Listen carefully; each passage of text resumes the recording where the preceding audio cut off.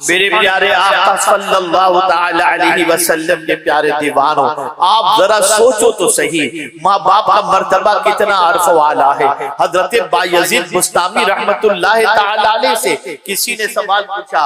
कुतुबुद्दीन बख्तियार काकी रहमतुल्लाह तआला अलैह फरमाते हैं कि ख्वाजा साहब नशिश में ये फरमा रहे थे कि बायजीद बुस्तामी अलैहिर्रहमा से किसी ने पूछा, बायजीद जरा ये तो बताओ, ये मकाम अल्लाह ने तुम्हें कैसे नसीब फरमाया, इतने बुलंद मकाम पर तुम पहुंच गए। तो हजरत बायजीद बुस्तामी अलैहिर्रहमा फरमाते हैं कि मेरी उम्र 7 साल की थी, मैं मदरसे में पढ़ रहा था, मेरे उस्ताद पढ़ा रहे थे और जब पढ़ाते पढ़ाते कुरान की इस आयत पर पहुंचे, वबिल वालिदैनि इहसाना, तो मैंने मेरे उस्ताद से अर्ज किया, हुजूर ये तो बताएं ये वालिदैन के साथ एहसान का मामला जो है ये कुरान मुकद्दस में फरमाया गया, इससे क्या मुराद है? तो उस्ताद गिरामी ने फरमाया, माँ बाप के साथ उसने सुलूक से पेश आना, उनके हुकूक को अदा करना। बायजीद बुस्तामी अलैहिर्रहमा फरमाते हैं कि मैंने जब ये सुना तो सुनने के बाद अपना बस्ता उठाया और सीधा घर की तरफ चला। कितने साल की उम्र है बायजीद बुस्तामी अलैहिर्रहमा की? 7 साल की उम्र है, नन्हे से बच्चे हैं। 7 साल की उम्र का आप अंदाजा लगाइए। आज बच्चे बहुत सारे हैं, इन बच्चों को आप ये सब बातें बताइए तो समझ में नहीं आएगा, लेकिन बायजीद बुस्तामी फरमाते हैं कि मैंने जब उस्ताद से ये सुना फौरन उठा, घर पहुंचा, माँ के पास पहुंचा, माँ के पैर दबाने शुरू किया। माँ ने कहा, बेटे क्या बात है, तुम आज मदरसे से जल्दी आ गए, क्या वजह बनी कि आज तुम जल्दी से आ गए, क्या सबक सुना दिए? उस्ताद ने छुट्टी दे दी।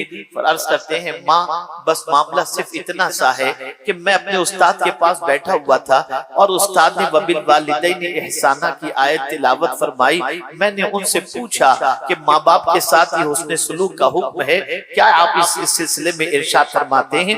उन्होंने फरमाया, माँ बाप का हक अदा करो, और ये भी फरमाया जो माँ बाप का हक अदा नहीं करता वो अल्लाह का हक कैसे अदा करेगा? तो माँ बाप के साथ अच्छा सलूक करना चाहिए, माँ बाप के साथ उसने सलूक से पेश आना चाहिए। तो मैंने सोचा चलूं, मैं पहले माँ बाप के हक को तो अदा करूं। तो मैं हाजिर हुआ और माँ मैं आपकी खिदमत में लग गया। माँ ने सुना, अल्लाह अकबर। अब देखिए मकाम कैसे मिलता है और मर्तबा कैसे मिलता है। हजरत बायजीद बुस्तामी अलैहिर्रहमा फरमाते हैं कि मैं दरसगाह से उठ करके घर की तरफ आया था, माँ की खिदमत में लग गया। माँ के पूछने पर मैंने जवाब दिया। कुछ देर मेरी माँ ने गौर किया और उसके बाद वुजू करती है, मुसल्ला बिछाती है, 2 रकात नमाज अदा करती है और नमाज अदा करने के बाद उठती है, मेरा हाथ पकड़ती है, आसमान की तरफ उठाती है और कहती है, मेरे परवरदिगार मैंने बायजीद को तेरे हवाले कर दिया। गैब से आवाज आती है, मैंने बायजीद को कबूल कर दिया। आप अंदाजा लगाइए, यह है माँ का मकाम।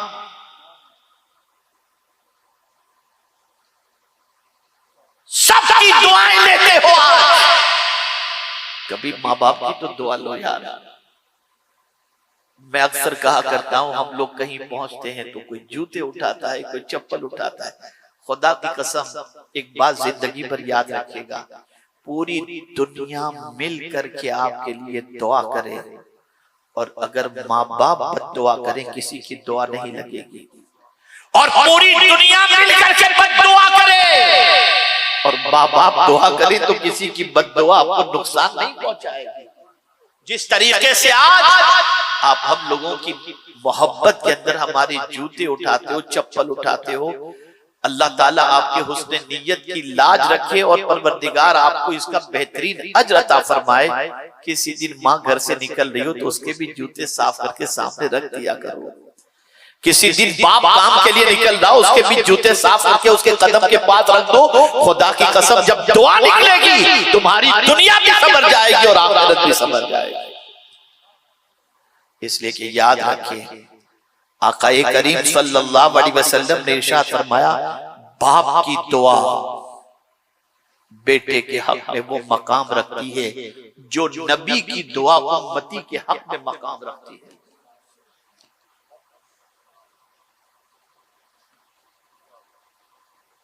आप जरा सोचो माँ की दुआ के बारे में। हजरत मूसा कलीमुल्लाह अलैहिस्सलातु व तस्लीम से रब्बे कदीर ने फरमाया, जब उनकी वालिदा का इंतकाल हो गया, इरशाद फरमाया मूसा अब कोहे तूर पर आओ तो जरा संभल करके आना। अर्ज करते मौला इससे पहले तो कभी तूने नहीं फरमाया था कि संभल कर आना, आज तू फरमा रहा है। इरशाद फरमाते मूसा अब तुम्हारी माँ नहीं रह गई, पहले जब कोहे तूर पर तुम्हें बुलाता था तो तुम्हारी माँ दुआ करती थी, अब माँ का इंतकाल हो चुका है इसलिए संभल कर आना। पता चला एक नबी को भी माँ की दुआ की जरूरत होती है। कहां जा रहे हो तुम, किस तरफ जा रहे हो तुम? तालीमाते ख्वाजे ख्वाजा को पढ़ो, उनके मलफूजात और उनके इरशादात को पढ़ो तो पता चलेगा कि सुल्तानुल हिंद गरीब नवाज रहमतुल्लाह ताला अलैह जो बुलंद मनसब पर फाइज हुए, उसके पीछे कौन सा राज था, कौन सी चीज थी।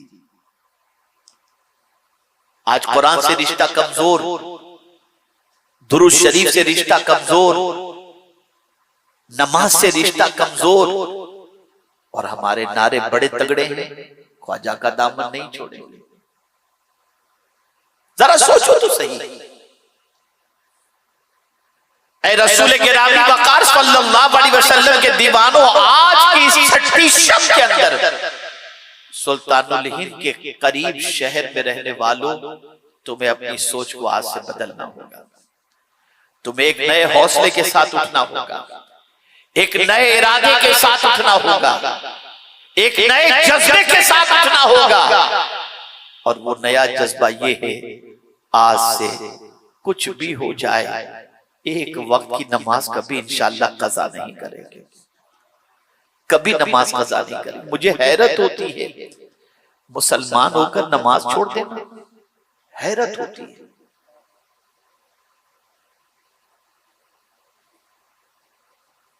रसूल आज़म सल्लल्लाहु अलैहि वसल्लम के दौर में जब कोई नमाज न पढ़ता तो सहाबा समझ जाते कि ये काफिर है इसलिए नमाज नहीं पढ़ता। उस दौर में नमाज न पढ़ने वाले को यह समझा जाता कि ये काफिर है, इसलिए कि नमाज पढ़ना ये पहचान थी मुसलमान की। और आज क्या पहचान बन गई, आज क्या हमारी आइडेंटिटी बन गई। अरे जो कौम नमाज पढ़ने में भी शर्म महसूस करती हो, झिझक महसूस करती हो, उस कौम को अल्लाह कहां से इज्जत देगा। आज हमारी कौम का मिजाज इतना बदल चुका है कि नमाज के सिलसिले में बेचैनी नहीं है, बेकरारी नहीं है। छूट जाए छूटे दो, कोई कोई फर्क नहीं पड़ता। औलियाए किराम की जमात छूट जाती तो खाना छूट जाता था, नमाज तो बहुत दूर की बात है। और कभी नमाज के सिलसिले में ये ख्याल आ जाए कि मेरी नमाज दुनिया देखती है तो और सोच बदल जाती थी। मैं आपको बताऊं, एक बुजुर्ग थे जिन्होंने 30 साल तक, कितने साल तक जरा बोलिए तो मैं समझू मेरी बात आप समझ रहे हैं, कितने साल तक? 30 साल तक तकबीर ऊला तक उनकी किसी जमात की मिस नहीं हुई, तकबीर ऊला तक।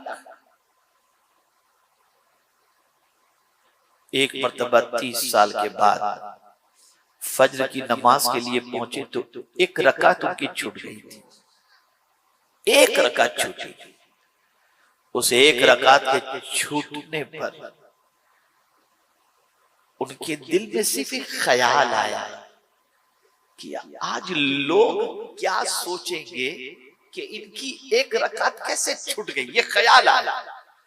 इस ख्याल के आते ही उन्होंने 30 साल की नमाज को दोबारा अदा फरमाई और कहने लगे ये ख्याल आया ही कैसे कि मेरी नमाज दुनिया देख रही है।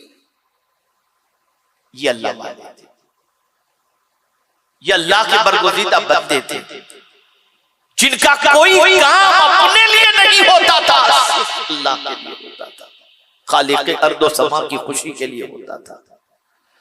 सुल्तानुल हिंद गरीब नवाज रहमतुल्लाह ताला अलैह से किसी ने सवाल पूछा, हुजूर मुझे कुछ नसीहत फरमाएं और मैं अल्लाह के कुर्ब की दौलत से माला माल होना चाहता हूं, मैं चाहता हूं कि अल्लाह मुझे वली बना दे।